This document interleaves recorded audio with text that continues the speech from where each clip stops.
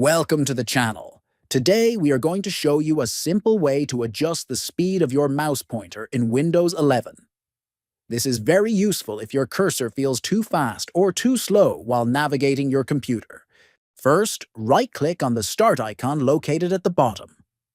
From the list that appears, click on Settings to open the main Settings window. Next, in the Settings menu, look at the left-hand side and select Bluetooth and Devices. Once you are there, scroll down until you find the mouse option and click on it. Then, in the mouse settings, you will see an option labeled Mouse Pointer Speed. Next to it, there is a slider. Simply drag the slider left or right to adjust the pointer speed according to your preference.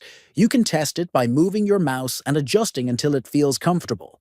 If you found this guide helpful, make sure to like the video, subscribe to the channel, and share it with your friends. Thanks for watching.